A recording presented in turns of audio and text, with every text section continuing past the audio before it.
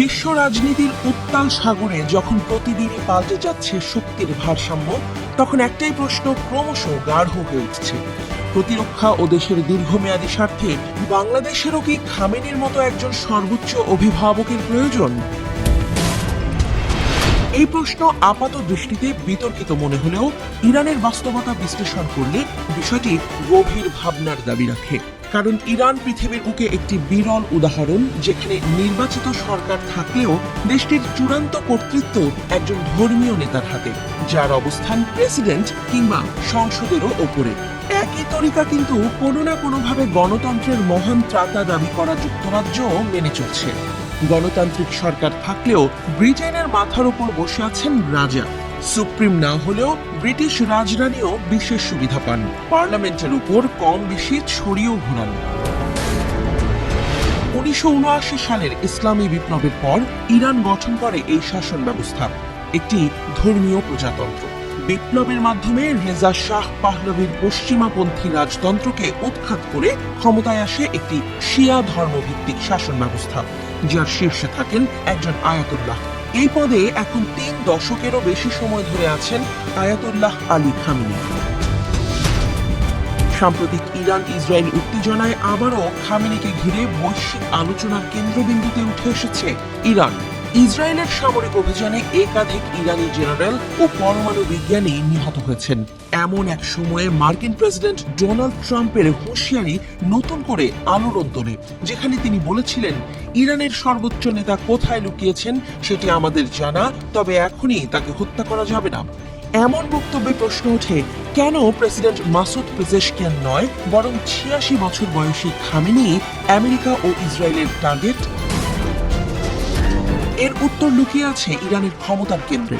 দেশটির সংবিধান অনুযায়ী সর্বোচ্চ নেতা অর্থাৎ সুপ্রিম লিডারই হলেন সেনাবাহিনীর কমান্ডার ইন চিফ, পররাষ্ট্র নীতি ও পরমাণু কর্মসূচি সহ সব কৌশলগত বিষয়ে চূড়ান্ত সিদ্ধান্তদাতা। তার অনুমতি ছাড়া কোনো আন্তর্জাতিক চুক্তি, এমনকি জাতিসংঘের আণবিক শক্তি সংস্থার সঙ্গে সহযোগিতাও সম্ভব নয়। আবার আয়াতুল্লাহ খামেনি কিন্তু ধারণাগতভাবেও আরব রাজা বাদশাদের মতো এক নায়কও নন। ইরানের সর্বোচ্চ ধর্মীয় নেতাও বিশেষ গণতান্ত্রিক কাউন্সিলের মাধ্যমেই নির্বাচিত হন। আয়াতুল্লাহর পুত্রই আয়াতুল্লাহ হবেন এমন নিয়ম নেই, আয়াতুল্লাহ হতে হবে নির্দিষ্ট যোগ্যতার ভিত্তিতে। ইরানে রয়েছে 88 জন শীর্ষ শিয়া ধর্মীয় নেতার একটি পরিষদ, অ্যাসেম্বলি অফ এক্সপার্টস, যারা আয়াতুল্লাহ নির্বাচন করেন। তবে তাদের নির্বাচনও সরাসরি জনগণের হাতে নয়, প্রার্থী হওয়ার জন্য দরকার হয় গার্ডিয়ান কাউন্সিলের অনুমোদন। এই ক্ষমতা কাঠামোর ভেতরে প্রবল এক কৌশল ও দীর্ঘমেয়াদী পরিকল্পনা আছে, যা ইরানকে বারবার পশ্চিমা আগ্রাসনের মুখেও টিকে থাকতে সহায়তা করছে। বাংলাদেশের প্রেক্ষাপটে যদি প্রশ্ন তোলা হয়, আমাদের কি একজন তেমনই সুদূরদর্শী সর্বোচ্চ নেতার প্রয়োজন, যিনি দেশের মৌলিক চেতনা, নিরাপত্তা ও সংস্কৃতির অভিভাবক হবেন, যার নেতৃত্ব রাজনৈতিক দলবাজি নয়, বরং দীর্ঘমেয়াদী জাতীয় স্বার্থে নিয়োজিত হবে?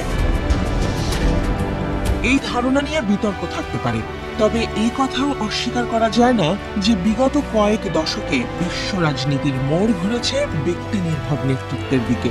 চীন, রাশিয়া, তুরস্ক, এমনকি ভারতেও দীর্ঘমেয়াদী অভিভাবক তুল্য নেতার ভূমিকায় দেশ পরিচালিত হচ্ছে।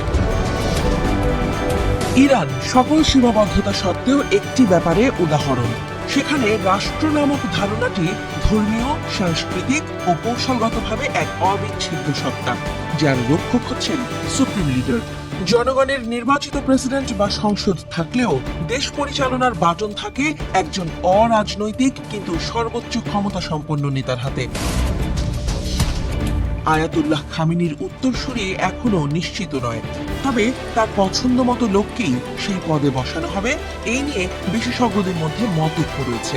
আর একবার নির্বাচিত হলে তিনি কার্যত আজীবন সেই পদে বহাল থাকবেন।